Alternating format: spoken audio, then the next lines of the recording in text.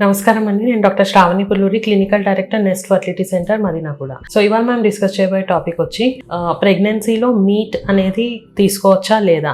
So యూజువల్గా non vegetarian తినే వాళ్ళకి ఇది చాలా కామన్లీ ఆస్డ్ క్వశ్చన్ అనమాట. సో మీట్ తినొచ్చా, తింటే ఒకవేళ ఎంత ఫ్రీక్వెంట్గా తినాలి, ఏ మీట్ తినాలి, ఇవన్నీ చాలా మంది అడుగుతూ ఉంటారు. సో ఇవాళ మనం డిస్కస్ చేద్దాం. సో బేసిక్గా మీట్ అంటే దాంట్లో మనకి రెడ్ మీట్ ఉంటుంది, లేదా పౌల్ట్రీ ఉంటుంది, లేదా సీ ఫుడ్ అనేది ఉంటుంది. సో రెడ్ మీట్లో వచ్చి మనకి బీఫ్, పోర్క్ ఇలాంటివన్నీ, మటన్, ఇవన్నీ మీట్ కిందికి వస్తాయి. అదే పౌల్ట్రీ అంటే మనకి చికెన్, అండ్ సీ ఫుడ్ అంటే ప్రాన్స్, ఫిష్, లాబ్స్టర్స్ ఇట్లాంటివన్నీ సీ ఫుడ్ కింద వస్తాయి అన్నమాట.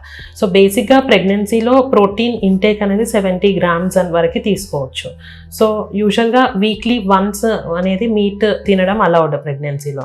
అంతకు మించి తింటే ఏంటంటే మెయిన్గా చాలామందికి కాన్స్టిపేషన్ ఇష్యూస్ ఇవన్నీ వస్తాయి, డైజెషన్ ప్రాబ్లమ్స్, కాన్స్టిపేషన్ ఇష్యూస్ వస్తాయి. సో అందుకే రెడ్ మీట్ బదులు యూజువల్గా పౌల్ట్రీ ఆర్ సీ ఫుడ్ అనేది తీసుకోమని చెప్తాము. సో సీ ఫుడ్ కూడా ఏంటంటే కొంతమందికి పడదు, ఫుడ్ ఎలర్జీస్ అనేవి ఉంటాయి అన్నమాట. సో ఫస్ట్ ఆఫ్ ఆల్ వాళ్ళకి ప్రీ ప్రెగ్నెన్సీలో ఈ సీ ఫుడ్ ఎలర్జీ ఏం లేదు అంటే వాళ్ళు ప్రెగ్నెన్సీలో కూడా తీసుకొని చూడొచ్చు అనమాట. లైక్ ఏం ఎలర్జీ లేదు అంటే they can start taking sea food in pregnancy. So ఫిష్లో ఏంటి అంటే మనకు అడిక్వేట్ ప్రోటీన్, దాంతోపాటు omega-3 ఫ్యాటీ యాసిడ్స్ ఇవన్నీ ఉంటాయన్నమాట. సో దానివల్ల ఏంటి అంటే మనకి బేబీ యొక్క బ్రెయిన్ డెవలప్మెంట్ అనేది చాలా బాగా అవ్వడానికి యూజ్ అవుతుంది అనమాట. అండ్ దీంతో పాటు మనకి చికెన్లో కూడా అడిక్వేట్ ప్రోటీన్ అనేది ఉంటుందన్నమాట. అండ్ ఒకవేళ నాన్ వెజిటేరియన్స్ అయితే కనుక ప్రోటీన్ సోర్స్ కోసము ఎగ్స్, లైక్ వెజిటేరియన్స్ అయితే కనుక they can take eggs, tofu ఇట్లాంటివన్నీ ట్రై చేయొచ్చు, పన్నీర్ ఇవన్నీ ట్రై చేయొచ్చు. అదే నాన్ వెజిటేరియన్స్కి అయితే మనం తినే ఆకుకూరలు లేదా మీట్, చికెన్, ఫిష్లో దీంట్లో మనకి adequate daily dietary intake of protein అనేది కవర్ అయిపోతుంది అనమాట. సో మీట్ ఏదైతే ఉందో ఎక్సెసివ్గా తీసుకుంటే డైజెషన్ ప్రాబ్లమ్స్ లేదా కాన్స్టిపేషన్ ఇష్యూస్ ఇవి వస్తాయి కాబట్టి లిమిటెడ్ ఇంటేక్ ఆఫ్ మీట్ అనేది అడ్వైస్ చేస్తాం. లైక్ వీక్లీ 1 time అనేది తీసుకోవచ్చు అనమాట. లైక్ సీ ఫుడ్ కూడా మనం ఇందాక డిస్కస్ చేసుకున్నట్టే ఎటువంటి రియాక్షన్స్ లేవు అంటే మీరు ఎంతైనా తీసుకోవచ్చు అనమాట. ఫిష్ అనేది ఇట్స్ రిలేటివ్లీ సేఫ్. అలాగే ప్రాన్స్ కూడా మీకు ఎటువంటి ప్రాన్స్ ఎలర్జీ కూడా చాలా మందికి ఉంటుందన్నమాట.